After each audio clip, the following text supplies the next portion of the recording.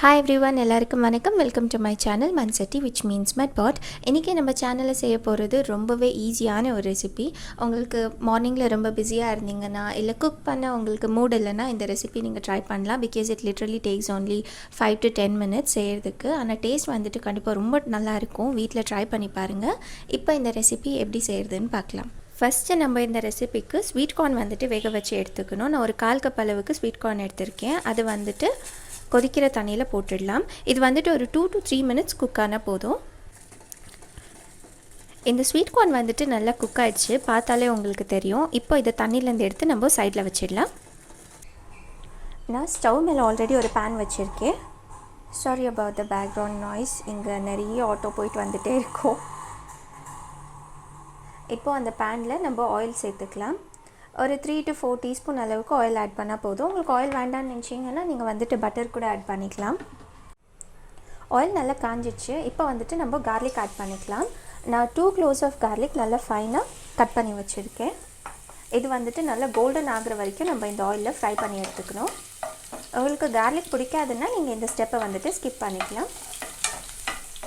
But garlic add பண்ணுங்கள், அப்போ தான் டேஸ்ட் வந்துட்டு ரொம்ப நல்லாயிருக்கும். ஸோ கார்லிக் வந்துட்டு நல்லா கோல்டன் ஆயிடுச்சு. இப்போ இது கூட ஒரு 1/4 கப் அளவுக்கு நம்ம ஆனியன் ஆட் பண்ணிக்கலாம். அது கூடவே 1/4 கப் அளவுக்கு கேரட் அண்ட் அதே குவான்டிட்டி கேப்சிகம். இது எல்லாத்தையும் நம்ம ஒரு 1 minute ஆயிலில் நல்லா ஃப்ரை பண்ணி எடுத்துக்கணும். இந்த வெஜ்ஜீஸ் எல்லாம் வந்துட்டு ரொம்ப குக் ஆகிடுச்சுன்னா நல்லா இருக்காது. ஜஸ்ட் ஒரு 1 minute நீங்கள் மீடியம் ஹீட்டில் ஃப்ரை பண்ணி எடுத்துக்கோங்க. அண்ட் இது ஃப்ரை பண்ணுறதுக்குள்ளே நீங்கள் சேனல் ஃபர்ஸ்ட் டைம் பார்க்குற மாதிரி இருந்தால் please don't forget to subscribe to my channel because it means a lot to me. அதுக்கப்புறமா உங்களுக்கு ரெசிபி பிடிச்சிருந்ததை மறக்காமல் காமெண்ட் பண்ணுங்கள். ஸோ இந்த வெஜிடபிள்ஸ் எல்லாம் வந்துட்டு நான் ஹாஃப் நல்லா குக் பண்ணி வச்சுருக்கேன். இப்போ இது கூட நம்ம தேவையான அளவுக்கு சால்ட் ஆட் பண்ணிக்கலாம். அண்ட் ஒரு 1/4 டீஸ்பூன் அளவுக்கு white pepper powder. Black pepper powder கூட ஆட் பண்ணலாம், பட் வீட்டில் ஒயிட் பெப்பர் பவுடர் இருந்ததால் நான் ஆட் பண்ணுறேன். And half lime juice.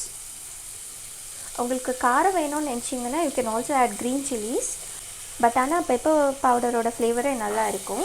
உங்களுக்கு தேவைன்னு நினச்சிங்கன்னா நீங்கள் 2 க்ரீன் சில்லி ஆட் பண்ணிக்கோங்க. ஆட் பண்ணிவிட்டு ஜஸ்ட் ஒரு 30 seconds நம்ம இது எல்லாத்தையும் சேர்த்து ஆயிலில் ஃப்ரை பண்ணி எடுத்துக்கலாம். எல்லாத்தையும் சேர்த்து நல்லா மிக்ஸ் பண்ணியாச்சு. இப்போ நான் இது கூட ஒரு 2 கப் அளவுக்கு ரைஸ் ஆட் பண்ணுறேன். இது வந்துட்டு நைட்டு செஞ்சது. ஸோ லெஃப்ட் ஓவர் ரைஸ் தான் நான் ஆட் பண்ணியிருக்கேன். ரைஸ் ஆட் பண்ணதுக்கப்புறமா இது எல்லாத்தையும் சேர்த்து மிக்ஸ் பண்ணி ஒரு 2 minutes நம்ம இதை குக் பண்ணி எடுத்தோம்னா இந்த டெலிஷியஸான வெஜ்ஜி ஃப்ரைட் ரைஸ் வந்துட்டு ரெடி ஆகிடும். அது வீட்லேயே பார்க்கவும் கலர்ஃபுல்லாக இருக்கும், டேஸ்ட் கூட சூப்பராக இருக்கும்.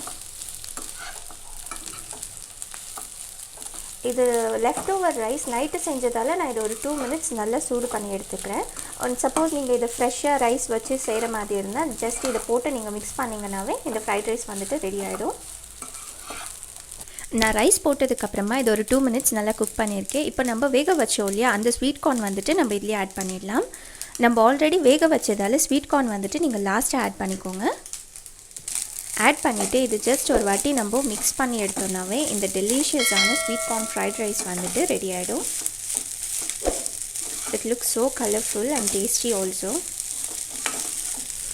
பாருங்கள், ஆஸ் ஐ செட் இந்த ஃப்ரைட் ரைஸ் வந்துட்டு சூப்பராக ரெடி ஆகிடுச்சு. அவ்வளோ கலர்ஃபுல்லாக இருக்குது, டேஸ்ட் கூட அவ்வளோ நல்லா இருக்கும். அது செய்கிறது ரொம்ப ஈஸி. ஸோ ஈஸியான ரெசிபி யாருக்கு தான் பிடிக்காது, கண்டிப்பாக வீட்டில் ட்ரை பண்ணி பாருங்கள். இதை வந்துட்டு இப்போ ஹாட்டாகவே நம்ம சர்வ் பண்ணிடலாம். பாருங்கள், ரொம்ப ரொம்ப டேஸ்டியான ஒரு ரெசிபி. ஜஸ்ட் ஒரு 5 to 10 minutesக்குள்ளே வீட்டில் ரெடி ஆகிடுச்சு. கண்டிப்பாக வீட்டில் ட்ரை பண்ணி பாருங்கள். அண்ட் ரெசிபி பிடிச்சிருந்ததுன்னா மறக்காமல் லைக், ஷேர் அண்ட் சப்ஸ்கிரைப் பண்ணுங்கள். Because it means a lot to me. வேறு ஒரு ரெசிபியோட பார்க்கலாம். until then take care.